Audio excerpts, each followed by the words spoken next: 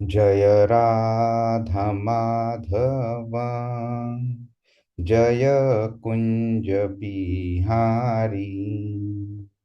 जय राधा माधव, जय कुंज बिहारी। जय गोपी जन वल्लभ गिरिवरधारी। जय गोपी जन वल्लभ गिरिवरधारी। यशोदानंदन व्रज जन रंजन, यशोदानंदन व्रज जन रंजन। यमुना वनचारी, यमुना वनचारी। जय राधा माधव, जय कुंज बिहारी। हरे कृष्णा कृष्णा कृष्णा हरे हरे, हरे राम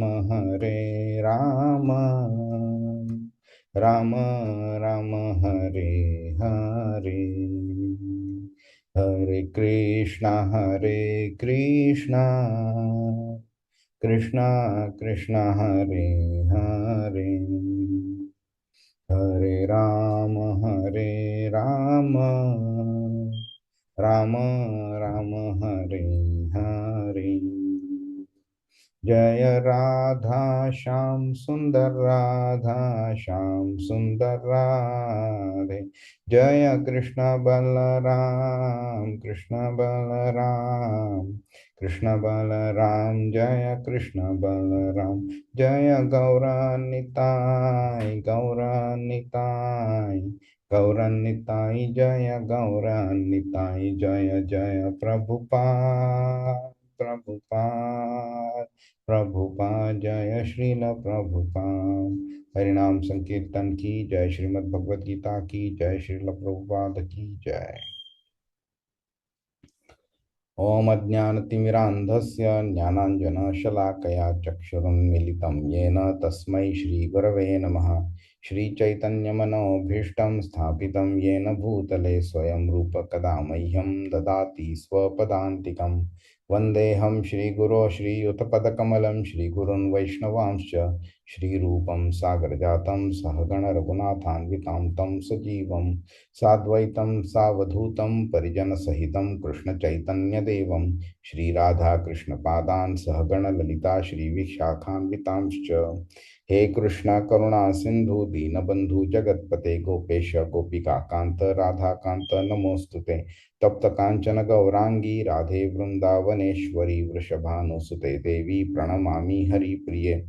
वाञ्छाकल्पतरुभ्यश्च कृपा सिन्धुभ्य एव च पतितानां पावनेभ्यो वैष्णवेभ्यो नमो नमः। नमो विष्णुपादाय कृष्णप्रेष्ठाय भूतले श्रीमते भक्तिवेदांत स्वामिनिति नामिने। नमस्ते सारस्वते देवे गौरवाणी प्रचारिणे निर्विशेष शून्यवादी पाश्चात्य देशतारिणे। जय श्री कृष्ण चैतन्य प्रभु नित्यानंद श्री अद्वैत गदाधर श्रीवासादि गौर भक्तवृंद। हरे कृष्णा कृष्ण कृष्ण हरे हरे, हरे राम राम राम हरे हरे। हरे कृष्णा। सगळ्यांचं स्वागत आहे। कोण सांगू शकेल आपण काय केलं मागच्या आठवड्यात? हरे कृष्ण प्रभूजी. हरे कृष्णा। अ, मागच्या आठवड्यात आपण 8.8 श्लोक केलेला. त्याच्यामध्ये म्हणजे आपण आधी जसं आपण 6.46 मध्ये श्रीकृष्णांनी सांगितलेलं की योगी मनुष्य हा तपस्वी ज्ञानी आणि सकामकर्मी व्यक्तींपेक्षाही श्रेष्ठ आहे, आणि म्हणून ते म्हणालेले की तू योगी हो. आणि 47 मध्ये त्यांनी सांगितलेलं की या सर्व योगांमध्ये जो दृढ श्रद्धेने सदैव माझ्यामध्ये वास करतो आणि अंतःकरणात माझे चिंतन करतो आणि माझी दिव्य प्रेममय सेवा करतो, तो माझ्याशी पूर्णपणे योगयुक्त असतो आणि तो सर्वश्रेष्ठ योगी आहे, असं त्यांनी सांगितलेलं. तर ह्या श्लोकामध्ये ते श्रीकृष्ण ते भक्ती आणि योग यांचा निसंदिग्ध समन्वय कसा होतो ते सांगतात. तर त्यांना व्हायचा मार्ग हा केवळ भावुकता किंवा कोरडी तपस्यावाद किंवा नसून म्हणजे प्रेमळ स्मरण आणि पद्धतशीर साधना याचे संयोजन आहे. त्यांनी भौतिक प्रकृतीच्या 3 गुणांची दीर्घकाळ संबंध ठेवल्यामुळे आपल्यात जे रुजलेल्या सवयी, आसक्ती, शंका आणि लाईक संस्कारित वर्तवणूक ज्या निर्माण होतात त्यांचा आपला विचार आणि कृतींवर परिणाम होतो आणि त्यालाच म्हणजे आपल्याला उच्च चैतन्यापासून तो दूर ठेवतो.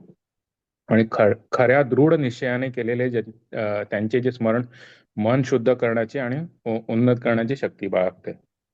आणि साधना आणि त्यांची कृपा यांच्या मेळाच्या साहाय्याने भक्त आपल्या वैयक्तिक मर्यादांवर मात करू शकतो आणि पूर्णपणे देवी हेतूशी योग साधू शकतो. खूप आणि छान. त्यांनी एक महत्वाचं सांगितलेलं की कृष्ण स्मरणासाठी शारीरिक संन्यास किंवा लौकिक कर्तव्यांचा त्याग आवश्यक नाही. हे या श्लोकातून त्यांनी सांगितलेलं. या उलट श्रीकृष्णाने सांगितलेलं की त्यांनी आपले व्यक्तिमत्व समजावून सांगितलेलं आणि त्यांच्या दैवी स्वरूपावर ध्यान करण्यासाठी त्यांनी भक्तांना प्रोत्साहित केलेलं. Very good. अशा प्रकारे भक्त जीवनातून म्हणजे भक्ती ही जीवनातून पलायन नसून ते जीवनाला रूपांतरित करणे आहे, हे आपण या श्लोकामध्ये बघितलं. हरे कृष्ण. खूप छान, खूपच छान. अजून कोणाला काही पॉइंट ऍड करायचा? हो प्रभू, एक रिकलेक्ट होत आहे ह्या श्लोकामध्ये. श्रीकृष्ण म्हणता येईल की थोडे बॅकफुटवर आले. या अगोदरच्या श्लोकामध्ये त्यांनी डायरेक्ट स्वतःला संबोधित केलेलं आणि आता जर बघितलं ते बोलतात परमपुरुष. तर इथे मागे तुम्ही रेफरन्स दिलेला योग्याबद्दल, जो योगी सक्सेसफुल होतं तिथे श्रीकृष्णांनी पॉज घेतलेला आणि तिथे हे विषय सोडून दिलेला. पण इथे परमपुरुष हे संबोधित करून त्यांनी उल्लेख केलाय की जे योगी सक्सेसफुल होतात त्यांच्यासाठी ते जे ध्यानस्थ असतात तो परमपुरुष तेच आहेत. म्हणजे इथे डायरेक्ट त्यांना संबोधित नाही केलं, पण हे दिस इज मोर रेफरिंग टू योगी जे सक्सेसफुल असतात. तर त्यांचं ध्यान जिथे असतं ते म्हणजे परमपुरुष Shrikrishna. Very nice, very nice. खूप छान. चालेल, ठीक आहे. कोणाला काही प्रश्न आहे? नाही? ठीक आहे. तर आपण आता आज 9वा श्लोक बघूया. 9वा श्लोक मध्ये कृष्ण म्हणजे बरंच काही शिकवतोय. तर ते एका क्लासमध्ये शक्य नाही संपवणं, तर आपल्याला 2 क्लास लागतील त्याच्याकरता. ठीक आहे. चला आपण 9वा श्लोक म्हणूया. 8वा अध्याय. कविं पुराणम् अनुशासितारम् अणोरणीयां समनुस्मरेद्यः सर्वस्य धातारमचिन्त्य रूपम् आदित्यवर्णं तमसः परस्तात्. अनुवाद कोण वाचते? हरे कृष्ण.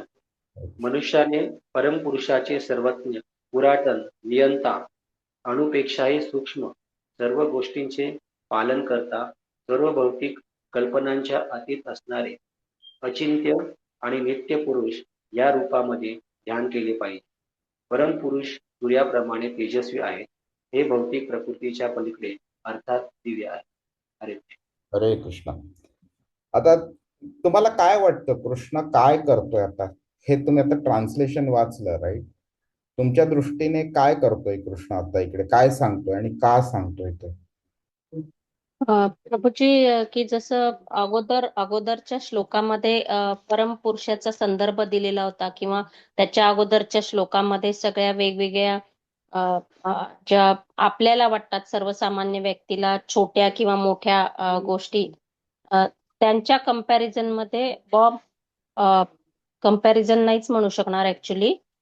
हे सगळं बेसिकली कसं कृष्णाचंच दिव्य एनर्जी आहे असं सांगण्याचा उद्दिष्ट आहे. अजून कोणाला काही पॉइंट आहे? हा प्रभू, म्हणजे असं कळून येतं की चराचरात श्रीकृष्ण आहेत या भौतिक मध्ये, पण जरी असले तरी त्यांच्या विरक्त आहेत आणि त्यांचं रूप दिव्य आहे. ओके ओके, ठीक आहे. आता आपण जरा एक श्लोक मागे जाऊन बघूया. कृष्ण काय करत होता इकडे, काय बोलला इकडे? तो आपल्याला आपले मन विचलित होऊन न देता माझे निरंतर स्मरण करत राहणं, त्याच्यामध्ये युक्त व्हायचं, माझे परमपुरुषाचे ध्यान करणं म्हणजे माझी प्राप्ती होईल. बरोबर? तर आपण हा श्लोक कोणाकरता सांगितलेला हे आपण बघून घेतलं ना. 6व्या अध्यायाच्या मध्ये जो योगी परमात्मा प्राप्ती करतो, त्याच्यामध्ये सक्सेसफुल होतो, अशा योगीला भगवानच्या स्टेजला कसं घेऊन जायचं त्याच्याकरता तो 8व्या श्लोकापासून 13व्या श्लोकापर्यंत तो बोलतोय आता.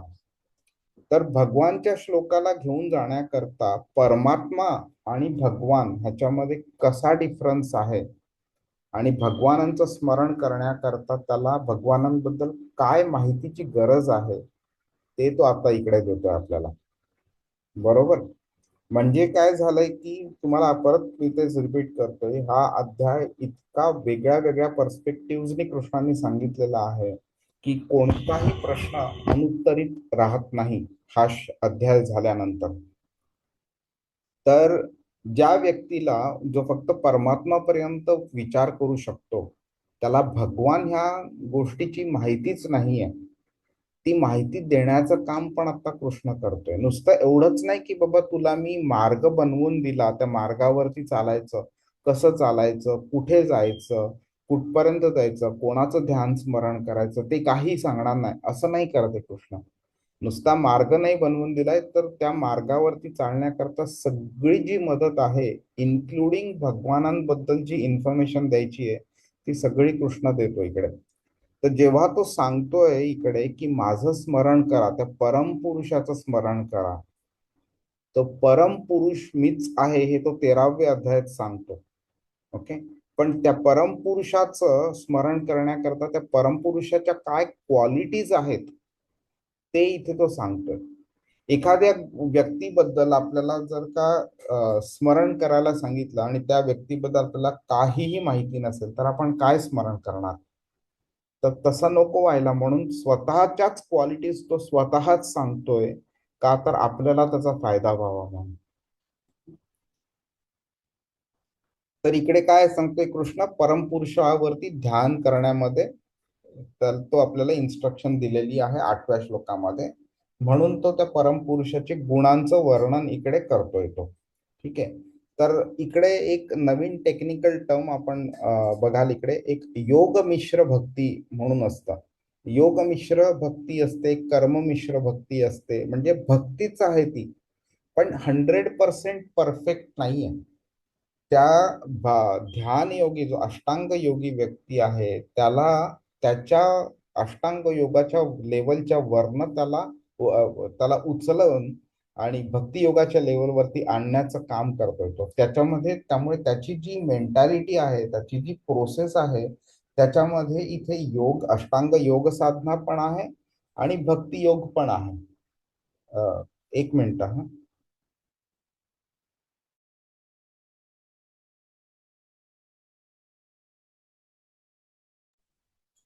हा सॉरी. तर त्या योग साधनेला अजून वरच्या लेवलला कसं एलिव्हेट करायचं त्या दृष्टीने कृष्ण आता इन्फॉर्मेशन देतोय. त्यामुळे योग मिश्र भक्ती भक्ती आहे, कारण परमपुरुषाचाच करतोय, जो परमपुरुष म्हणजे कृष्णच आहे, पण ती डायरेक्ट नाहीये आणि ती 100% प्युअर अनअलॉइड डिवोशन म्हणतो ना, अगदी निर्भेळ भक्ती म्हणतो, तशी नाहीये ती आता ह्या स्टेजला. त्यामुळे त्याला योग मिश्र भक्ती म्हणतात. त्या भक्ताची अजून एक इच्छा पण असते की जन्म मृत्यूच्या चक्रातनं बाहेर पडणं. खरं बघितलं तर जेव्हा शुद्ध भक्त असतो तो कधीच कोणती इच्छा ठेवत नाही, जन्म मृत्यूच्या चक्रातनं बाहेर पडण्याची इच्छा पण ठेवत नाही तो. कारण तो सुद्धा तेच बोलत असतो की हे सुद्धा जन्म मृत्यूचे चक्र सुद्धा कृष्णाच्याच कंट्रोलमध्ये आहे.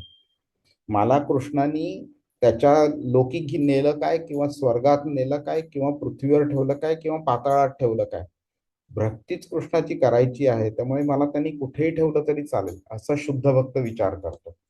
पण हा आत्ता अष्टांग योगी जो आहे त्याला वरच्या लेवलला जायचंय, पण त्याला जन्म मृत्यूच्या चक्रातनं पण बाहेर पडायचं. त्यामुळे त्याला असं शुद्ध भक्त म्हणू शकत नाही, कारण कोणती ना कोणती तरी इच्छा आहे त्याच्यामध्ये तिकडे. नंतर काय करतोय कृष्ण इकडे आपण बघून घेऊया. जेव्हा रूपम ह्या शब्दाचं आपण क्वालिटी म्हणजे अर्थ बघू त्यावेळी कळेल आपल्याला की इकडे तो अचिंत्य रूपम बोलतोय, तो रूपम बोलतोय. म्हणजे काय, मला रूप आहे. म्हणजे काय, तर जी लोक निराकार अशा ब्रह्मज्योतीचं करतात, तपस्या करतात, त्यांना हे कळावं की तुम्ही ब्रह्मज्योतीची तपस्या करताय किंवा परमात्म्याची तपस्या करताय, त्याच्याही पेक्षा वरती माझं स्वतःच एक रूप आहे. तर ते समजून देण्याचं पण कार्य कृष्ण ह्या श्लोकामध्ये करतोय इकडे. त्यामुळे ते एक असं कळून येतं व्यक्तीला की जी जो परमपुरुष कृष्णाने सांगितलेला आहे, तो परमपुरुष म्हणजे कोणती शक्ती किंवा ऊर्जा नाहीये, तर तो स्वतः एक व्यक्ती आहे म्हणून. तर आपण बोललोय इकडे की कृष्णाचा ऑब्जेक्टिव्ह काय आहे, की मरते समयी आपल्याला त्याचं स्मरण व्हायला पाहिजे, बरोबर. त्याच्याकरता पूर्ण जन्मभर स्मरण करणं आवश्यक आहे. ते पण कृष्णाने आपल्याला 6व्या अध्यायात शिकवलं. आता कृष्ण म्हणून काय करतोय की आपल्याला सतत स्मरण आपण त्याचं कसं करू शकतो हे पण तो सांगतोय. त्यामुळे त्याचे दिव्य गुण जे आहेत, त्याचं स्वरूप जे आहे, त्याचे वेगळे वेगळे त्याचे कॅरेक्टरिस्टिक्स आहेत, ते पण आपल्याला तो सांगतोय, ज्याच्यामुळे आपण त्याच्यावरती ध्यान करू शकू आणि सतत स्मरण करू शकू. ठीक आहे. तर आता नाही केलं तर काय होईल. गंमत म्हणजे काय, की आपण जर का कृष्णाचं ध्यान नाही केलं तर आपण दुसऱ्या कोणत्या तरी गोष्टीचं ध्यान करणार. एका ठिकाणी एका बाजूला कृष्ण आहे, दुसऱ्या बाजूला माया आहे. जर कृष्णाकडे आपलं मन गेलं नाही तर आपण तटस्थ शक्ती असल्यामुळे आपण दुसरीकडे जाण्याचा आपला झुकाव होऊ शकतो. म्हणजे काय की इकडे नाहीतर तिकडे. मग जर का आपण मायेकडे गेलो तर हे सगळे जे इंद्रिय विषय आहेत, त्या इंद्रिय विषयांमध्ये आपलं मन रमेल आपलं. हं? आणि म्हणून काय होईल, मग आपण ह्या जन्म मृत्यूच्या चक्रामध्ये अडकून राहू, आणि जे कृष्णाला अभिप्रेत नाहीये. त्यामुळे कृष्ण इकडे आपल्याला सांगतोय की मी माझे गुण तुम्हाला सांगेन म्हणून, म्हणजे तुम्हाला अनुचिंतयन हे शक्य आहे म्हणून. तर ह्या कृष्णांच्या गुणांवरती जर आपण ध्यान केलं तर एक एक एक अतिशय गहरा आपण म्हणतो ना, आणि वैयक्तिक असा संबंध कृष्णाबरोबर प्रस्थापित होतो. आणि आपण बघितलेलं यशोदा माता, नंद महाराज वगैरे, अर्जुन, युधिष्ठिर, ह्यांचा जो संबंध होता कृष्णाशी, तो एकदम असा जिवलग असा संबंध होता. म्हणजे त्यांना कृष्णा व्यतिरिक्त काही दुसरं सुचत नव्हतं. अतिशय खोल असा संबंध होता तो.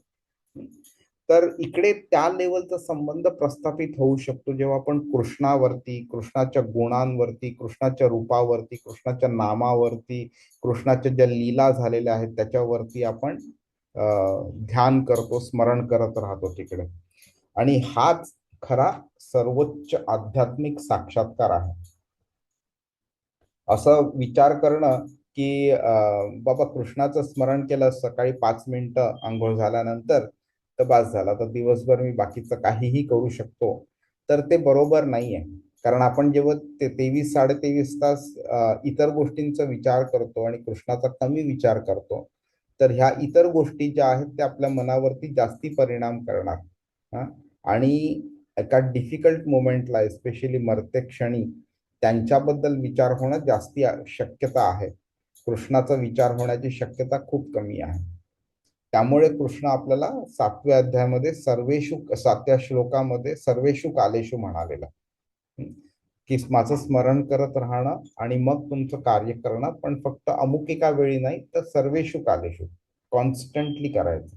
तर इथे कृष्ण आपल्याला सांगतोय की आपण त्याच्यावरती कसं सुव्यवस्थितपणे अगदी कसं करू शकतो ध्यान.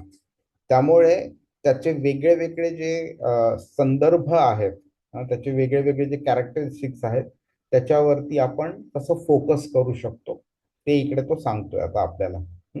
आता आपण एक छोटस उदाहरण घेऊया. ओके. हा मला स्वतःला हा शब्द आवडलेला म्हणून टाकला इकडे, पण इकडे ह्याला तुम्ही कोणत्याही ह्याला रिप्लेस करू शकता. ते बायोलॉजी आपण शिकत असताना मेडुला ऑब्लांगेटा म्हणून एक शब्द येतो, तर बराच आपल्याला माहिती असेल. तर तो शिकण्यापूर्वी ते काय आहे हे समजण्यापूर्वी समजा आपल्याला कोणी विचारलं असतं मेडुला ऑब्लांगेटा बद्दल तुम्ही एक निबंध लिहा, तर आपण लिहू शकलो असतो का? त्या मेडुला ऑब्लांगेटा म्हणजे काय, त्याचा अर्थ काय, काहीही माहिती नाहीये, तर आपण कसे त्याच्याबद्दल आपण निबंध लिहिणार? आणि मग आता इथे जेव्हा परमात्म्यावरती व्यक्तीने स्वतःची श्रद्धा दृढ केलेली आहे, त्या व्यक्तीला जर भगवान काय आहे हेच जर माहिती नसेल, तर भगवानांवरती तो ध्यान कसं केंद्रित करू शकणार? तो प्रयत्न करेल इकडे तिकडे, पण ते परफेक्ट नसणार. ते जेव्हा ध्यान अशा प्रकारे केलं जातं जिकडे समोरची व्यक्ती काय आहे, कशी आहे, क्वालिटीज काय, रूप काय आहे, कॅरेक्टरिस्टिक्स काय, काही माहिती नसलं, त्यावेळी ते चुकीचं ध्यान होण्याची शक्यता जास्ती असते.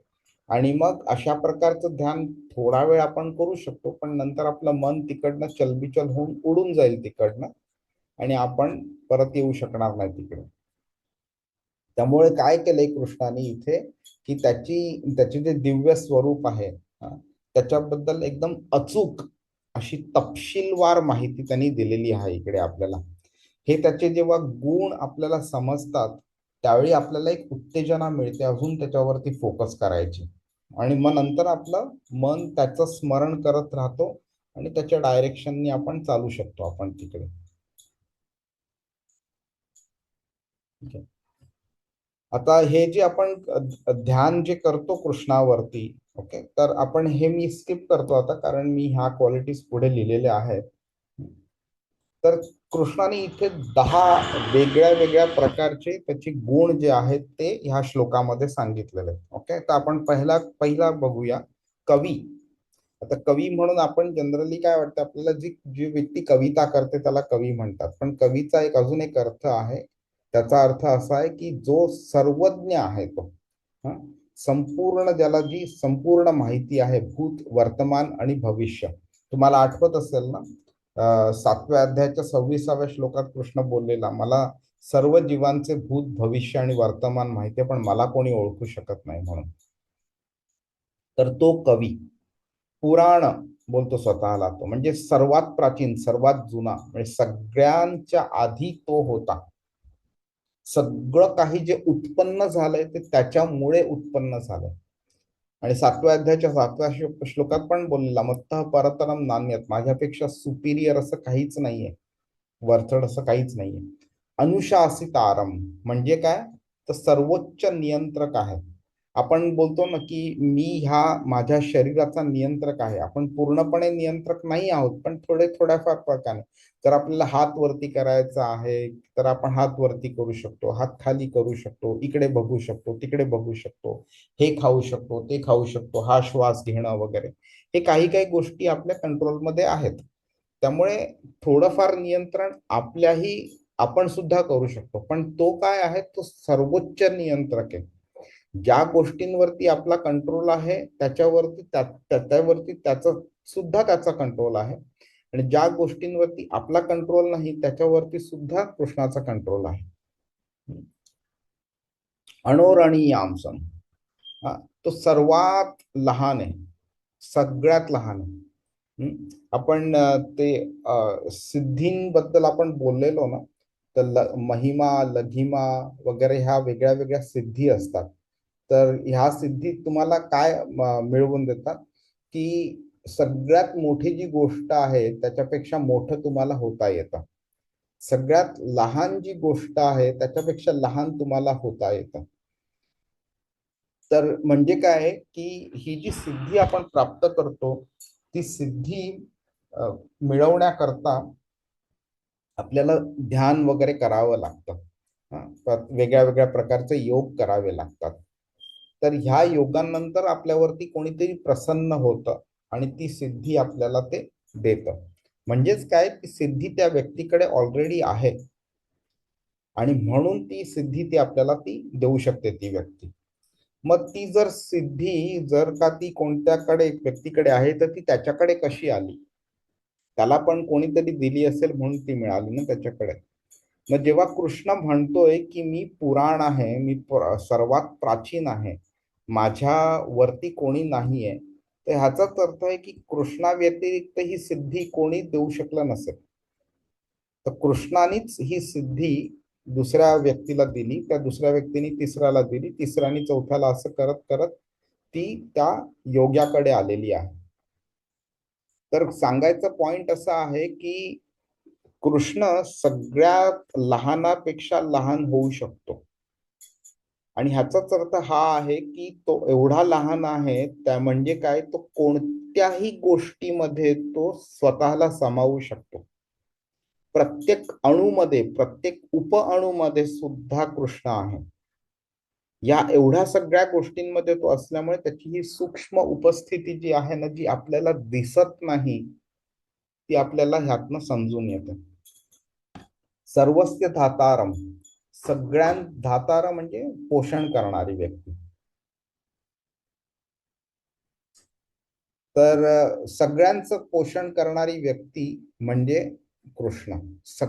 सर्व काही जे जीवित आहे, जे निर्जीव आहे, त्यांचं सगळ्यांचं पोषण कृष्ण करतो.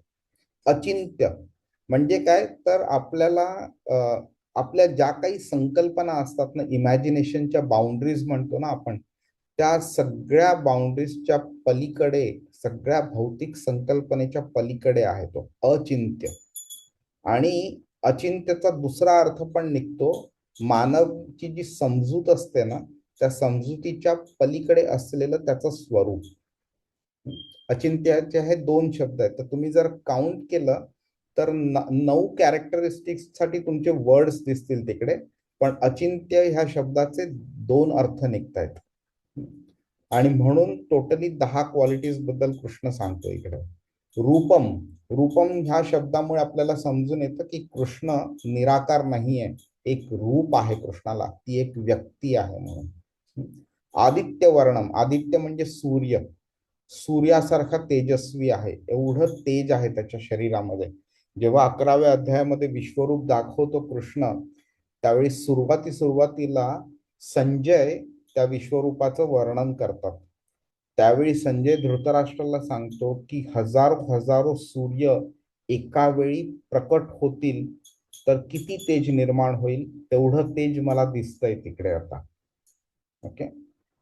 आदित्य वर्णम. तमसः परस्तात, तमस म्हणजे अज्ञान, परस्तात म्हणजे अज्ञानाच्या पलीकडे. आपला जे काही भौतिक अज्ञान आहे, हा अंधार ज्याच्यामुळे आपल्या जीवनात असतो, त्या भौतिक अंधाराच्या, भौतिक अज्ञानाच्या पलीकडे आहे ते.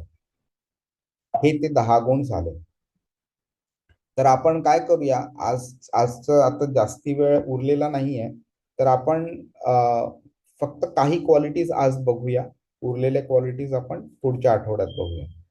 तर पहिली क्वालिटी काय आहे, सर्वात ज्ञानी म्हणजे कवी, कृष्णांनी सांगितलं. आता कवी हा जो शब्द आहे त्याचा डायरेक्ट अर्थ म्हणजे सर्वज्ञ, सगळं काही जाणणारा, द्रष्टा, म्हणजे त्याला संपूर्ण पुढे काय होणार आहे ते पण माहिती आहे, त्याला ज्ञात आहे त्याला.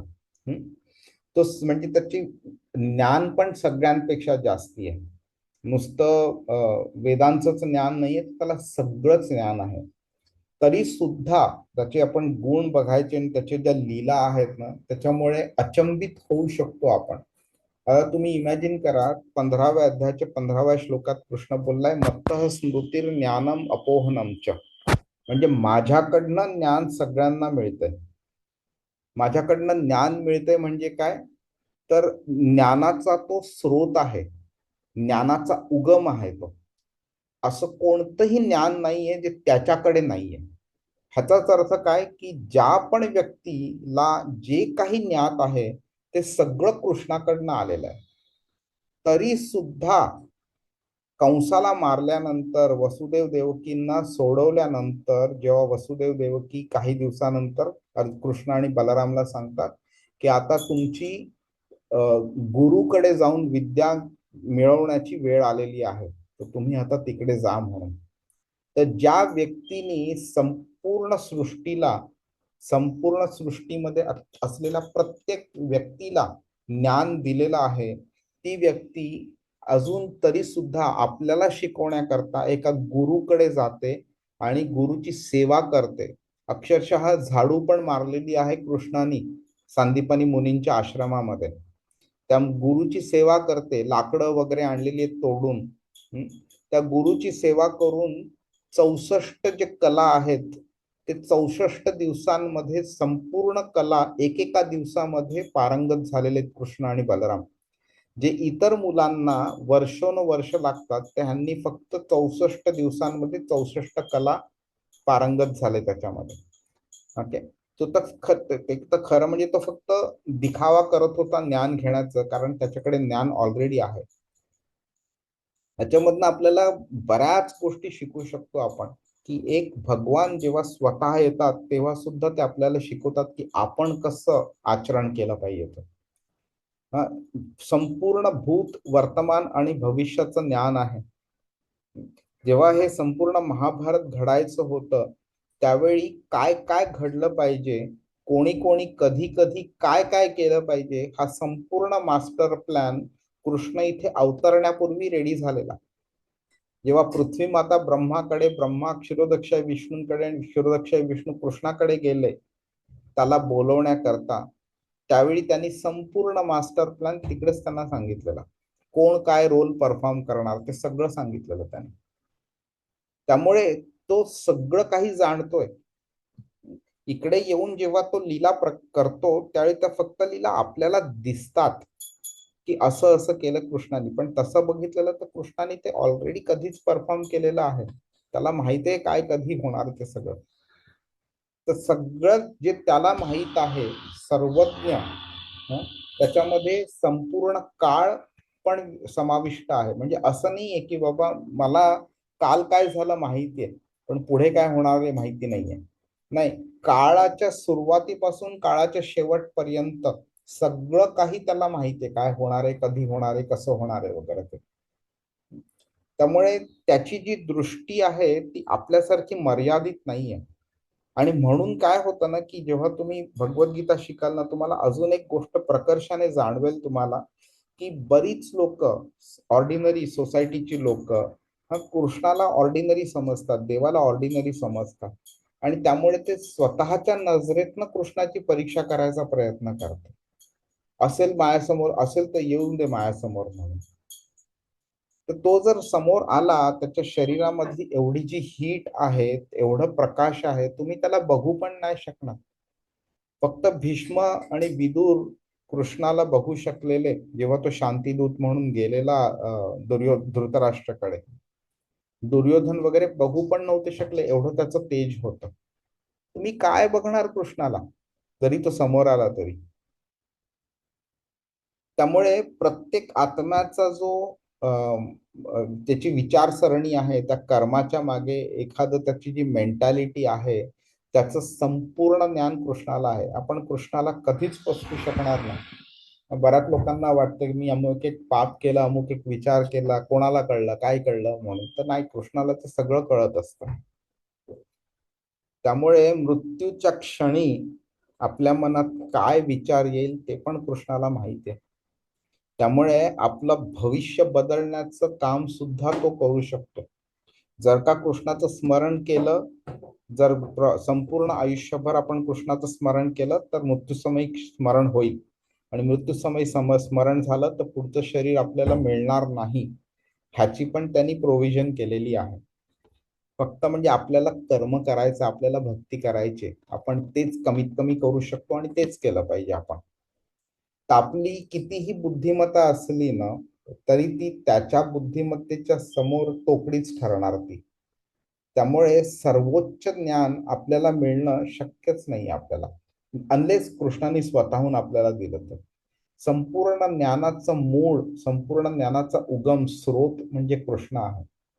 तर ते नुसते त्याला ज्ञान आहे असं नाही, तर ज्ञान हा शब्द, ज्ञान म्हणजे काय, ज्ञानामध्ये काय समाविष्ट आहे ते पण कृष्णाकडनं आले. 13व्या अध्यायाच्या 8व्या श्लोकापासून 12व्या श्लोकापर्यंत कृष्ण अर्जुनाला जवळजवळ 30-35 क्वालिटीज सांगतो, ज्याला संपूर्णपणे आपण ज्ञान म्हणू शकतो. तर ह्या सगळ्या सुद्धा कृष्णाकडनंच आलेल्या आहेत. आपली मानवी बुद्धी जिकडे पोचूच शकणार नाही त्याच्या पलीकडे सुद्धा तो आहे तिकडे. तर कृष्ण त्याची जी एवढी ही जे ज्ञान आहे, बुद्धी आहे, तो त्याचा गैरवापर नाही करत. तो आपल्याला मार्गदर्शन देतो की बाबा तुम्हाला काय केलं पाहिजे. म्हणजे ती शेख चिल्लीची आपण गोष्ट ऐकलेली ना. तो एका फांदीवरती बसलेला आणि तीच फांदी तोडत होता. खाली जाणाऱ्या एका पंडितांनी त्याला सांगितलं, अरे ही फांदी तुटेल म्हणून तोडू नकोस, तू खाली पडशील. तर त्याला त्याला त्यांनी खरोखर तसं केलं आणि त्याला नंतर जाणवलं की तो पडला म्हणून. तर नंतर तो पळत पळत त्या पंडिताकडे गेला आणि बोलला की खरंच तुम्ही म्हणजे एकदम महान ज्योतिषी आहात, तुम्हाला कसं कळलं हे असं होणार आहे भविष्यामध्ये आणि तुम्ही कसं सांगितलं. तर ते काय, तर ज्ञानाचा अभाव आहे म्हणून ती व्यक्ती अशी बोलली. तर तो शेख चिल्ली तसा बोलला. पण ह्या मागे जे ज्ञान दडलेलं आहे ते ज्ञान त्याच्याकडे आहे ही समजण्याची शक्ती सुद्धा आपल्याला सफिशियंटली नाहीये. त्या शेख चिल्लीला एवढं सुद्धा कळलं नाही की हा मनुष्य ज्ञानी आहे म्हणून आणि आपण ह्याचे पाय धरावे, ह्याची सेवा करावी आणि ह्याच्याकडनं ज्ञान घ्यावं म्हणून. तर इकडे कृष्ण त्या ज्ञानाचा जे उपयोग आहे त्याला जे असलंय त्याचा उपयोग तो आपल्याला मार्गदर्शन करण्यामध्ये करतो. ओके. त्यामुळे आपण ते शिकू शकतो की बाबा तुला ज्ञान आहे तर मी त्या ज्ञानाचा मी कसा वापर करू शकतो. तर ज्ञानामुळे आपण कृष्णाबद्दल जास्ती माहिती मिळवू शकतो आणि त्या माहितीतनं आपण कृष्णाची सेवा कशी करायची ते आपण शिकू शकतो आणि त्याप्रमाणे सेवा करू शकतो आपण. तर फक्त कृष्णाला ज्ञान आहे असं म्हणून वा वा वा तुला खूप ज्ञान आहे असं बोलून आपण गप्प नाही बसला पाहिजे. आपण त्या पलीकडेही गेला पाहिजे की बाबा हा कृष्णा तुझ्याकडे ज्ञान आहे, त्यातलं थोडंफार मला ज्ञान दे की मी तुझी सेवा कशी करू शकतो आणि त्याप्रमाणे सेवा केली पाहिजे. 13व्या अध्यायाच्या 3ऱ्या श्लोकामध्ये कृष्ण बोलतो क्षेत्रज्ञम चापी माम विद्धी. क्षेत्र म्हणजे शरीर. तर कृष्ण बोलतोय की आपली ही कृतीच नाही तर त्याच्यामध्ये जो मागचा जो हेतू आहे तो सुद्धा मला माहित आहे. त्यामुळे आपण कितीही त्याला फसवायचा प्रयत्न केला तरी तो परमात्मा म्हणून आपल्या हृदयात स्थित आहे आणि त्याला संपूर्ण माहिती आहे. त्यामुळे आपली एलिजिबिलिटी आहे की नाही मृत्यूच्या क्षणी त्याचं स्मरण करण्याची ते सुद्धा त्याला माहित आहे. त्याच्या बेसिसवरती तो आपल्याला तो स्मरण देतो किंवा नाही देतो. पुराण असं कृष्ण स्वतःला बोलतोय. कविम पुराणम. पुराण म्हणजे सगळ्यात जुना. आता एक झालं सगळ्यात ज्ञानी, एक आहे आता सगळ्यात पुराण, सगळ्यात जुना, सगळ्यात म्हणजे कालामध्ये सगळ्यात आधी आलाय तो. तर पुराण हा शब्द जो आहे तो पुरापासून आलाय. त्याचा अर्थ प्राचीन म्हणजे खूप जुना असं होऊ शकतो. तर जेव्हा आपण असे शब्द वापरतो त्यावेळी 2-3 गोष्टी येतात ना. खूप जुनी झालेली व्यक्ती आपण गोष्ट आपण काय करतो जनरली टाकून देतो. खूप जुनं झालं रे हे घड्याळ किंवा हा मोबाईल, आता काय उपयोग आहे त्याचा, दिला टाकून. किंवा खूप जुनी म्हणजे वयाने खूप जुनी व्यक्ती असली तर लाईक काय बोललं की 100 वर्षाचा म्हातारा झाला, आता ना तो शरीराचा सांभाळ करू शकतो ना काही करू शकतो, अशा दृष्टीने त्याच्याकडे बघितलं जातं. पण भगवान कृष्ण वयाने जुने नाही आहेत तर ते अस्तित्वामध्ये कालाच्या दृष्टीने सर्वात पुराण आहेत, ते शाश्वत आहेत. ते त्या दृष्टीने आपल्याला समजलं पाहिजे. ते मिनिंग ओल्डेस्ट डझंट मीन की तो युजलेस आहे. ओल्डेस्ट डझंट मीन की तो ऑब्सोलेट झालेला आहे. ठीक आहे. आणि कृष्ण काय इकडे बोलतोय आपल्याला 10व्या अध्यायाच्या 8व्या श्लोकामध्ये, म्हणजे 10व्या अध्यायाच्या 8, 9, 10, 11 ह्या श्लोकांना चतुश्लोकी भगवद्गीता म्हणतात. तर आपल्याला कधी येतात भगवद्गीता, तर मोक्षदा एकादशी येते, गीता जयंती येते, 1 डिसेंबरला आहे. तर त्यावेळी संपूर्ण भगवद्गीता जर का तुम्हाला चॅन्टिंग नाही करता आलं तर तरी कमीत कमी हे 4 श्लोक तरी म्हणा. 10व्या अध्यायाचा 8वा, 9वा, 10वा आणि 11वा श्लोक. त्यामधला पहिला हा 8वा जो श्लोक आहे त्याच्यामध्ये कृष्ण बोलतो अहम सर्वस्य प्रभो मत्तः सर्वं प्रवर्तते. खूप खूप खूप खूप इम्पॉर्टंट आहे. अहम सर्वस्य प्रभो म्हणजे मी प्रभू आहे, मी क्रिएटर आहे, मी मास्टर आहे. कसलं? सर्वस्य, संपूर्ण आध्यात्मिक आणि भौतिक जगत जे आहे त्याचा मी क्रिएटर आहे, त्याचा मी ओनर आहे, त्याचा मी मास्टर आहे म्हणून. आणि मत्त सर्वम प्रवर्तते, सगळ्या भौतिक जगांचा स्रोत जो आहे, उगम जो आहे, तो माझ्याकडनं झालेला आहे. त्यामुळे इथे कृष्ण अशा पद्धतीने स्वतःला मूळ परम पुरुष जो आहे हे स्थापित करतो तो तिकडे. तर सर्वात जुना असून सुद्धा तो सर्वात तरुण आहे. आपण कधी कृष्णाचं जेव्हा स्मरण करतो, कृष्णाचे जेव्हा चित्र बघतो आपण, त्यावेळी असं बघितलेलं आहे का की ब्रह्मदेवाला मोठी मोठी दाढी दाखवली जाते, पण कृष्णाला कधी दाढी, अशी पांढरी झालेली दाढी अशी कधी बघितली आहे का तुम्ही? तर कृष्ण कधीच वयोवृद्ध असा होत नाही, वयाने वृद्ध, शरीराने वृद्ध होत नाही. ओके. आणि ब्रह्मसंहितेमध्ये ब्रह्मा त्याची ही प्रशंसा करतो. नवयौवनमच असं ब्रह्म कृष्णाला बोलतो. म्हणजे तू नेहमी यौवन अवस्थेमध्ये असतो, युवा अवस्थेमध्ये. तुझं यौवन इतकं सुंदर आहे की ते नवनवीन वाटतं. ते ब्रह्मा कृष्णाला बोलतो.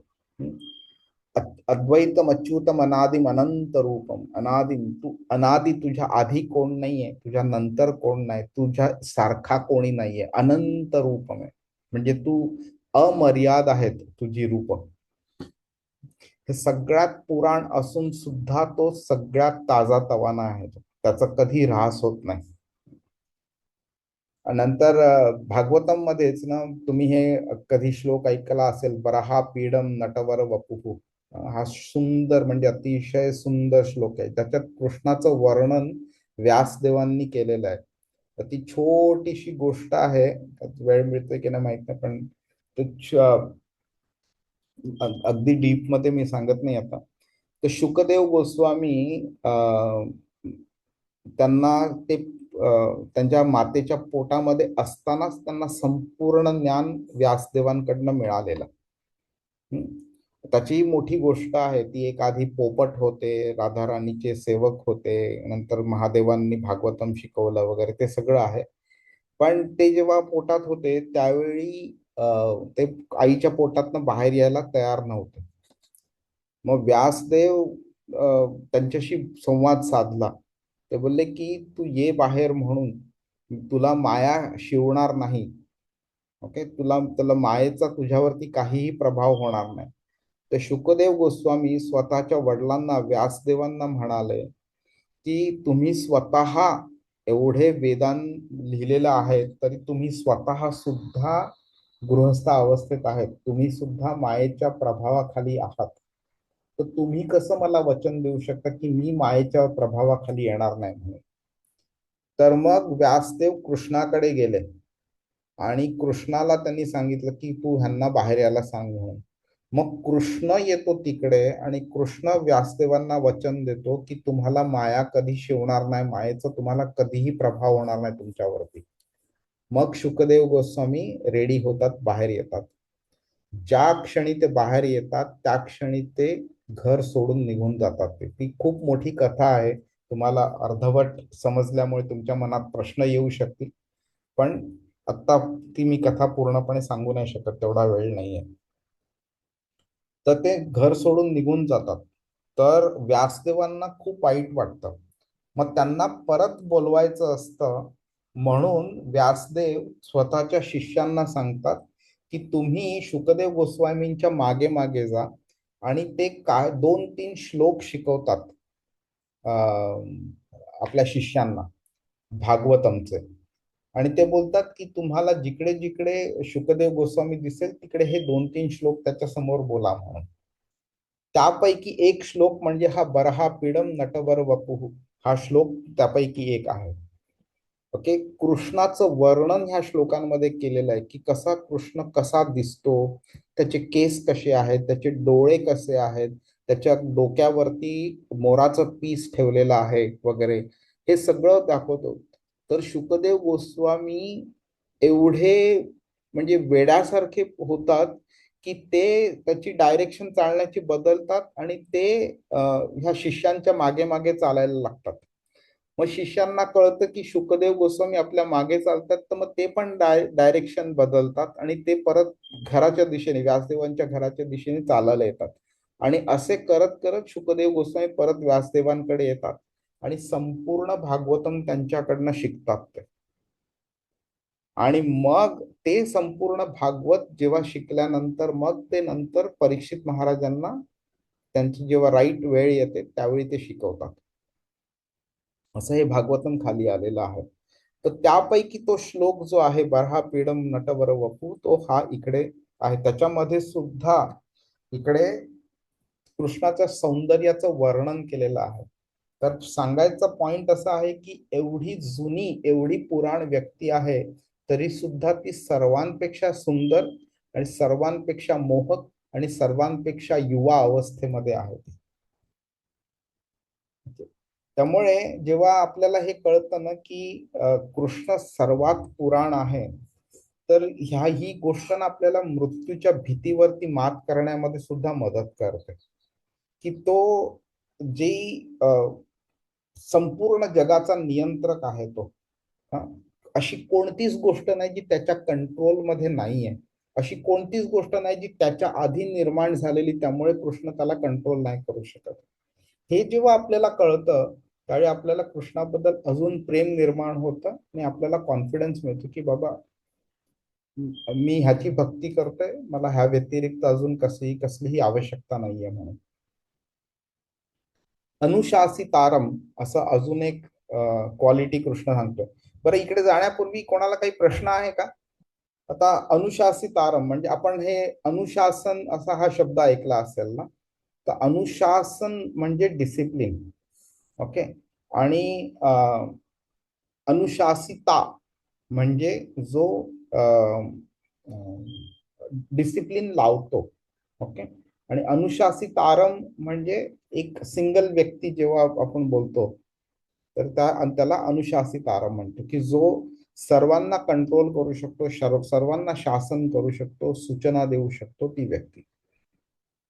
त्यामुळे जेव्हा कृष्ण हे बोलतोय की मी अनुशासितारम आहे, तर तो कोणत्या एका पर्टिक्युलर व्यक्तीचा अनुशासिता बोलत नाही स्वतःला. तो संपूर्ण विश्वाचा आणि संपूर्ण विश्वामध्ये ज्या काही सजीव गोष्टी आहेत आणि ज्या काही निर्जीव गोष्टी आहेत त्यांचा कंट्रोलर, त्यांचा मार्गदर्शन, त्यांचा नियमन करणारा व्यक्ती तो स्वतः आहे तो. ओके. तर आपण आता थोड्या वेळापूर्वी बोललो तसंच की प्रत्येक गोष्टीला कोणती तरी दुसरी गोष्ट कंट्रोल करते. जर आपण पाणी घेतलं तर पाण्याला हवा वाळवू शकते, सूर्य त्याची बाष्प बनवू शकतो त्यातनं. तर पाण्याला सुद्धा कंट्रोल करू शकतात. हवा जशी त्याला हवं तिकडे पाण्याला घेऊन जाऊ शकते, किंवा हवेला अजून कोणतरी काहीतरी कंट्रोल करू शकतो, सूर्याला अजून कोणीतरी कंट्रोल करू शकतो. आपल्याला तर सगळ्याच गोष्टी कंट्रोल करू शकतात आपल्याला. तर प्रत्येक गोष्टीला कोण ना कोणतरी कंट्रोल करतो. आणि प्रत्येक व्यक्ती बाकीच्या कोणत्या गोष्टीला कोणत्या अमुक एका प्रकारे, अमुक एका क्वांटिटीमध्ये कंट्रोल करू शकतो. मी माझ्या पुत्राला to a certain extent control करू शकतो, माझा पुत्र मला सर्टन एक्सटेंट कंट्रोल करू शकतो. त्यामुळे प्रत्येक व्यक्ती याला कोणीतरी कंट्रोल करतोय आणि प्रत्येक व्यक्ती कोणी दुसऱ्या व्यक्तीला अमुक एका प्रकारे, अमुक एका क्वांटिटीमध्ये कंट्रोल करू शकतो. ओके. प्रत्येकाला काही ना काहीतरी अधिकार पण असतो. पण इकडे कृष्ण परम ईश्वर आहेत, नॉर्मल ईश्वर नाही. ईश्वर म्हणजे जी व्यक्ती कंट्रोल करते, ईश्वर म्हणजे कंट्रोलर. ओके. पण कृष्णाला आपण परमेश्वर म्हणतो. सगळ्यांच्या पेक्षा सर्वश्रेष्ठ असा कंट्रोलर म्हणजे परमेश्वर, सर्वोच्च नियंत्रक. ओके. त्याच्या अधिकाराला कोणीही चॅलेंज करू शकणार नाही. नंतर अशी कोणतीही गोष्ट नाही की त्याच्या कंट्रोलमध्ये नाहीये, आणि अशी कोणतीही गोष्ट नाही की जी कृष्णाला कंट्रोल करू शकते.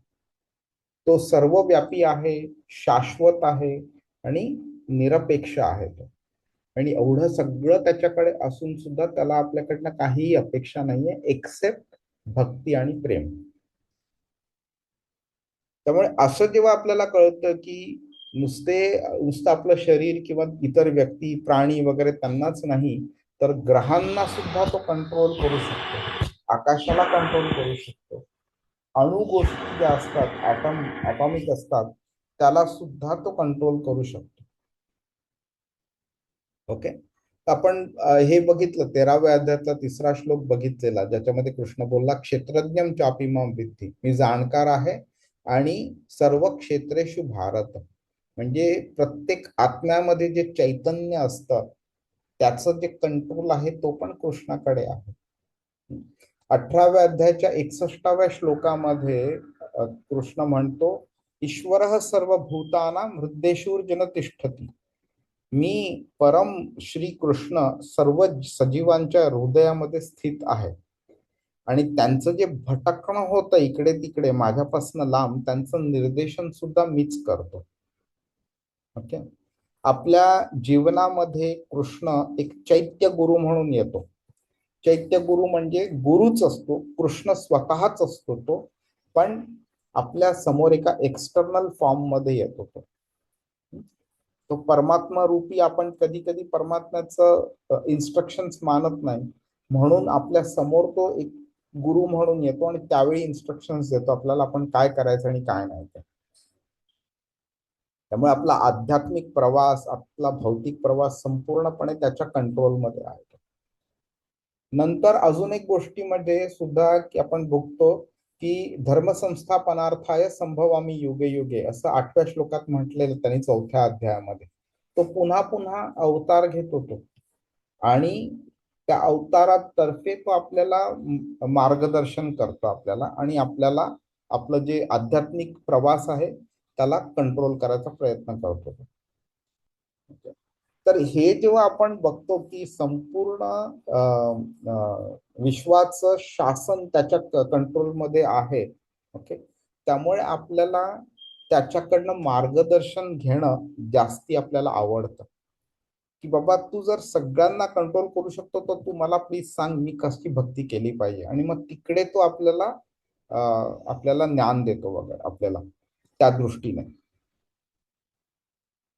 तर भक्तीमध्ये जेव्हा हे होतं त्यावेळी कृष्णाचं निरपेक्ष जे नियंत्रण असतं, त्यामुळे आपल्याला कळतं की कृष्ण कंट्रोल करतोय पण कृष्ण सेल्फिश नाहीये. तुझं नुकसान झालं तरी चालेल पण मला माझा फायदा व्हायचा, अशी भौतिक मेंटॅलिटी त्याच्यामध्ये नाहीये. हे जेव्हा आपल्याला कळतं तेव्हा आपल्याला अजून त्याच्यावरती विश्वास बनतो की बाबा माझ्या संपूर्ण आध्यात्मिक प्रवासाची दोरी तुझ्या हातामध्ये मी दिली आणि तू मला कंट्रोल केलं तर मला जास्ती फायदा होईल, जास्ती चांगलं आहे ते माझ्याकरता. हे आपल्याला विश्वास निर्माण होता. त्याची करुणा बघितली आपण की आपल्याला वाटतं की बाबा तुझ्या मनामध्ये माझं चांगलं व्हावं हीच इच्छा आहे, त्यामुळे तू माझ्या आध्यात्मिक प्रवासाचा कंट्रोल कर तर मला जास्ती चांगलं असेल आपल्याला, आणि आपल्याला अजून अजून अजून अजून आध्यात्मिक प्रवासामध्ये तो पुढे पुढे चांगल्या दृष्टीने घेऊन जातो. आणि जेव्हा हे होतं जेव्हा आपण त्याला देतो संपूर्णपणे कंट्रोल करायला आणि त्याच्या मार्गदर्शनाखाली आपण सर्व कार्य करतो, त्यावेळी मग मृत्यूच्या वेळी तो आपल्याला स्मरण होणारच होणार. आपल्याला इतकं संरक्षण त्यांनी दिलेलं असतं की मृत्यूच्या क्षमयी सुद्धा संरक्षण तोच देतो आपल्याला, आणि आपला पुढचा प्रवास त्याच्या चरणी कसा झाला पाहिजे ते सुद्धा तोच कंट्रोल करतो. तर आता अणोर आणि यामशम आपण ह्या गुणाचा अर्थ बघून घेऊया आपण. तर अणु म्हणजे काय, सगळ्यात लहान. तर इकडे तो बोलतोय की अणोर आणि यामशम म्हणजे मी सर्वात जे लहान आहे त्याच्या सुद्धा पेक्षा मी लहान आहे, त्याच्यापेक्षा मी जास्ती सूक्ष्म आहे. म्हणजे काय तर एवढा सर्वोच्च असून सुद्धा मी एवढा सूक्ष्म बनू शकतो. त्याचं रूप म्हणजे कसं अचिंत्य आहे हे ह्या क्वालिटीजमुळे आपल्याला समजू शकतं. म्हणून कृष्ण अचिंत्य रूपम बोलतो ह्याच श्लोकामध्ये पुढे. तर ह्या सगळ्या गोष्टींमध्ये कृष्ण समावलेला आहे परमात्मा रूपी. तर कसं आहे की आपल्याला थोडासा एक कॉन्ट्राडिक्शन होऊ शकतो की सगळ्यात मोठा पण तोच आहे आणि सगळ्यात लहान पण तोच आहे. हे थोडं असं वाटू शकतं, पण आपण जर कृष्णाला समजू नाही शकलो तर असे विचार येतात मनामध्ये. तर जेव्हा आपण कृष्णाला सर्व काही करण्याची त्याची ॲबिलिटी आहे हे जेव्हा आपण समजतो, तेव्हा मग आपल्याला मग हे विचार येणं बंद होतं की बाबा कसं होऊ शकतं असं. तू सगळ्यात मोठा पण बनू शकतो आणि सगळ्यात लहान पण बनू शकतो, हे कसं होऊ शकतं. हे आपल्याला कळायला थोडा वेळ लागेल. पण जेव्हा आपण कृष्णाच्या ॲबिलिटी वरती डाऊट करणं बंद करू ना, तेव्हा मग असे विचार येणं आपल्या मनात बंद होतील आपल्या. एक हे उदाहरण सांगितलेलं मी सर्वांना. ते एक ब्राह्मण आणि एक मोची, त्याची ती गोष्ट होती. ते तर दोघे नारद मुनींना विचारतात, मी कधी येणार कृष्णाकडे, विष्णूकडे मी कधी परत जाणार. तर नारद मुनी हा प्रश्न विष्णूंकडे नेतात. विष्णू बोलतात की दोघांना जाऊन सांग की तू त्यांना भेटशील तर ते विचारतील तू भेटला का, तू हो बोल त्यांना, आणि मी काय करत होतो असं विचारतील. तर ते तेव्हा तू त्यांना सांग की मी एका सुई असते त्याच्या भोकातनं मी एका हत्तीला बाहेर काढत होतो म्हणून. तर मग त्यांची दोघांची प्रतिक्रिया काय आहे ते बघ म्हणून. तर परत नारद मुनी या दोघांना भेटतात. दोघे विचारतात तुम्ही भेटलात का. नारद मुनी हो बोलतात आणि दोघेही विचारतात की बाबा विष्णू त्यावेळी काय करत होते म्हणून. नारद मुनी सांगतात की सुईच्या भोकातनं मी एका हत्तीला बाहेर काढत होतो. तर ब्राह्मण लगेच म्हणाला की असं काय शक्य आहे का. सुईचं भोक किती छोटं असतं, हत्ती किती मोठा आहे, कसं हत्तीला सुईच्या भोकातनं काढता येईल म्हणून वगैरे असं ब्राह्मण म्हणाला. पण तो मोची म्हणाला हा हा हा माझा कृष्ण विष्णू अगदी त्यांना काहीही शक्य आहे. जी व्यक्ती, आणि नुसतं विश्वास नाही तर त्यांनी त्याच्यावरती जे लॉजिक ज्ञानाद्वारे दिलं ते पण किती सुंदर आहे बघा. ते बोलते की जी व्यक्ती एका एवढ्या बी मधनं एवढं मोठं वडाचं झाड निर्माण करू शकतो, तर त्याला सुईच्या भोकातनं हत्ती काढणं बाहेर काय मोठी गोष्ट आहे त्याच्याकरता. आणि ह्यामुळेच समजून येतं की विश्वास त्याच्या ॲबिलिटी वरती असणं खूप इम्पॉर्टंट आहे. जेव्हा आपण बोलतो की त्याला सगळं काही शक्य आहे, तर मग त्याच्या ॲबिलिटी वरती डाऊट करणं हा मूर्खपणा झाला. की बाबा हा तू सगळं काही करू शकतो पण तू सुईच्या भुकातनं हत्ती नाही काढू शकणार. तू सगळ्यात मोठा आहेस म्हणून तू सगळ्यात लहान होऊ नाही शकणार, पण तू सगळं काही करू शकतो. हा निव्वळ मूर्खपणा झाला. त्यामुळे कृष्णाच्या ॲबिलिटी वरती डाऊट करणं म्हणजे कृष्णाला संपूर्णपणे न समजण्यासारखं आहे. तर तो प्रत्येक अणूमध्ये समाविष्ट आहे, उपस्थित आहे तो. त्यामुळे आणि तो प्रत्येक मोठ्या गोष्टीपेक्षा मोठा सुद्धा आहे तो. तर तो किती महान आहे हे सुद्धा आपल्याला ह्याच्यावरनं कळू शकतं. तरी म्हणजे एखादी तुम्हाला माहिती असेल आपण दुसऱ्या अध्यायामध्ये हे शिकलेलो आपण की आत्मा असते त्याची साईज काय आहे हे श्वेताश्वतर उपनिषद मध्ये सांगितलेलं आहे. की एक जेव्हा आपलं जे केस असतो ना, तो केसाचा जो अग्रभाग असतो, केसाची जी टीप असते, त्या टीपला जर 10,000 भागांमध्ये जर डिवाइड केला तर त्या एका भागाची केवढी साईज होईल, त्या साईज एवढा आत्मा असतो, अतिशय सूक्ष्म. पण परमात्मा या आत्म्यापेक्षाही सूक्ष्म आहे. त्यामुळे आपल्याला समजलं पाहिजे की कृष्ण अजून किती छोटा होऊ शकतो म्हणून. तो सगळ्या जीवांमध्ये आहे. सर्वस्य चाहम हृदि सन्निविष्टो, मी सगळ्या जीवांच्या हृदयामध्ये स्थित आहे. नंतर काही आपल्या चुकीच्या संकल्पना आहेत.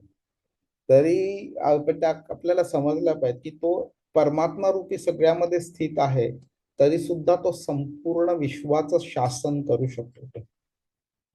की तो आपल्याला असं समजणं सुद्धा, आपल्याला इमॅजिन करणं सुद्धा डिफिकल्ट जाईल की या अतिशय सगळ्यात सूक्ष्म अशी व्यक्ती आहे, ती संपूर्ण संपूर्ण भौतिक सृष्टीला, संपूर्ण आध्यात्मिक जगताला ती कंट्रोल करते म्हणून. हे समजणं डिफिकल्ट आहे आपल्याला, पण ते सत्य आहे. ते ह्याच्यामध्येच कृष्णाची ही अचिंत्य अशी शक्ती आहे, ही समजणं डिफिकल्ट आहे, पण ती एक्सेप्ट केली पाहिजे. कारण कृष्णाला आपली समज जी आहे ही पण भौतिकच आहे. आपल्या भौतिक समजेमध्ये आपण जी अमर्याद शक्ती जी कृष्णाची आहे त्याला त्याच्यामध्ये समाविष्ट करणं मूर्खपणा ठरतो. म्हणजे एका समुद्राला एका छोट्या भांड्यामध्ये समाविष्ट करण्यासारखं आहे. तर जर का त्या भांड्यामध्ये राहणारा जेव्हा मासा असतो त्याला वाटतं की हा भांड एवढं छोटं आहे, म्हणजे समुद्र पण एवढाच छोटा असणार, तर तो त्या माशाचा मूर्खपणा झाला. कारण त्याला मोठं समुद्राची काही कल्पनाच नाहीये त्याला. त्यामुळे आपली जी समज आहे त्या समजेमध्ये कृष्णाची जी ॲबिलिटी आहे ती त्याच्यात समाविष्ट करणं आणि समजणं की कृष्णाची ॲबिलिटी फक्त एवढीच असू शकते, तो आपला मूर्खपणा झाला. ही त्याची जी अचिंत्य शक्ती आहे ती समजायला जरी डिफिकल्ट असली तरी एक्सेप्ट करायला ती डिफिकल्ट नसली पाहिजे आपल्याला. हा प्रभूजी, मी आता 2 मिनिटापूर्वी हात वरती केला होता तेव्हा माझ्या मनात हाच प्रश्न आला होता की छोटं मोठं किंवा या सगळ्या गोष्टी आपल्या मनाचा खेळ आहे. कृष्ण भगवानांकरता तर त्या सगळ्या हेच असतील, राईट, इक्वल. म्हणजे हे आपल्याला हे सगळ्या भौतिकली क्रिएट झालेल्या गोष्टी, राईट, छोटा मोठा महान लहान अशा गोष्टी. तर ते आता जस्ट तुम्ही एक्सप्लेन केलं प्रभूजी. धन्यवाद. आपण लहान आणि मोठं हे आपल्या फिजिकल कॅरेक्टरिस्टिक्सच्या बेसिसवरती आपण डिसाइड करतो ना. Correct correct. फिजिकल गोष्टी ह्या फक्त ह्या भौतिक जगापुरत्या मर्यादित आहे. जेव्हा तो आध्यात्मिक लेवलवरती जातो त्यावेळी लहान आणि मोठं काही होत नाहीये त्याच्यामध्ये. तर कृष्ण वरती ध्यान करावं अणोर आणि यामसम ह्या क्वालिटीच्या दृष्टीने, तर आपण ते कसं करू शकतो? तर तो आपल्या हृदयात स्थित आहे हे आपण समजू शकतो. परमात्मा रूपी तो आपल्याला आत्म मार्गदर्शन करतोय. ओके, म्हणजेच आपल्याला हेही कळू शकतं की जेव्हा आपण हे भौतिक जगत त्यागायचा प्रयत्न करतो, एस्पेशली मृत्यूच्या समयी, ओके, त्यावेळी भौतिक इंद्रियांचा आपल्याला कृष्णापर्यंत पोहोचण्याचा काहीही उपयोग नसतो. पण फक्त आपण त्यांना शुद्धीकरण, इंद्रियांचं शुद्धीकरण करू शकतो, आपलं चैतन्याचं शुद्धीकरण करू शकतो. आणि कृष्णाप्रती चांगली भक्ती जर केली तर आपल्याला आध्यात्मिक जगतामध्ये प्रवेश मिळू शकतो आपल्याला. बऱ्याच वेळा आपल्याला वाटतं की कृष्ण आता नाहीये इकडे, तर आपल्याला मार्गदर्शन कोण करणार म्हणून वगैरे. तर कृष्ण कधी अनुपस्थित नाही असं नाहीये. कृष्ण नेहमीच उपस्थित आहे. परमात्मा रूपी तर आहेच आहे तो, आणि कृष्णाच्या नामरूपी पण कृष्ण उपस्थित आहे आपल्याजवळ. त्यामुळे कधीही आपण असं आपल्याला असं इमॅजिन करायची, समजायची पण अशी गरज नाहीये की बाबा माझ्याकडे आता ही डिफिकल्टी आली आहे माझ्या समोर, माझ्या आयुष्यामध्ये, ही कृष्ण कसं हँडल करणार म्हणून. आता म्हणजे कोणतीही समस्या, अशी कोणतीही समस्या एवढी मोठी नाहीये की ती कृष्णाच्या कंट्रोलच्या बाहेर आहे म्हणून. आपल्याला भरपूर वेळा असं वाटतं, अरे माझ्या फॅमिलीमध्ये हा प्रॉब्लेम, अरे फिनान्शियल प्रॉब्लेम, अरे मेडिकल प्रॉब्लेम, प्रोफेशनल जॉब मध्ये हा प्रॉब्लेम, तो प्रॉब्लेम वगैरे. ह्या सगळ्यांना अतिशय क्षुल्लक गोष्टी असतात. कृष्णाच्या ॲबिलिटीच्या कंपॅरिझन मध्ये त्याला काही म्हणजे स्थानच नाही, अतिशय नगण्य आहे. त्यामुळे आपल्याला खरंच कोणत्याही गोष्टीची काळजी करायची आवश्यकता नाही. कृष्ण बोलते, मी तुमच्या जीवनाचा कंट्रोल घेतो, तुम्हाला कसली काळजी करायची गरज आहे. तुम्ही फक्त माझी भक्ती करा, माझं स्मरण करा, सगळं बाकीचं मी बघून घेईन. त्यामुळे आपला संपूर्ण कंट्रोल आपल्या आयुष्याचा कृष्णाच्या हातात देणं ह्याच्यामध्येच आपला सगळ्यात जास्ती फायदा आहे. आणि हे म्हणजे हे समजणं पण आवश्यक आहे आणि ह्या पद्धतीने कृष्णाचं स्मरण करण्याची पण आवश्यक आहे आपल्याला. आणि आपल्याला हा पण विश्वास दिला की कृष्ण मला दिसत नाहीये, हा कृष्ण नाहीये म्हणून दिसत नाही असं नाहीये, पण माझ्या डोळ्यांमध्ये ती पॉवर नाहीये, माझी भक्तीमध्ये ती क्वालिटी अजून आलेली नाहीये ज्याच्यामुळे मला कृष्णाचं दर्शन होऊ शकतं. तर जेव्हा एस्पेशली मृत्यू समयी आपल्याला हा पूर्ण कॉन्फिडन्स असला पाहिजे की भगवद्गीतेमध्ये कृष्णाने सांगितलेलं, एक नाही बऱ्याच वेळा सांगितलेलं की मी तुमचा कंट्रोलर आहे म्हणून, हा तुम्हाला मी घेऊन जाईन माझ्यापर्यंत. तर मग फक्त आपल्याला मृत्यू समयी कृष्णाचं स्मरण करणं आणि ते स्मरण व्हावं म्हणून पूर्ण आयुष्यभर प्रॅक्टिस करणं एवढंच आपल्याला करायचं. अजून जास्ती आपल्याला काही करायची आवश्यकता नाहीये. तर मी आज इथे स्टॉप करतो. उरलेल्या क्वालिटीज बद्दल आपण पुढच्या आठवड्यात बोलूया. कोणाला काही प्रश्न आहे?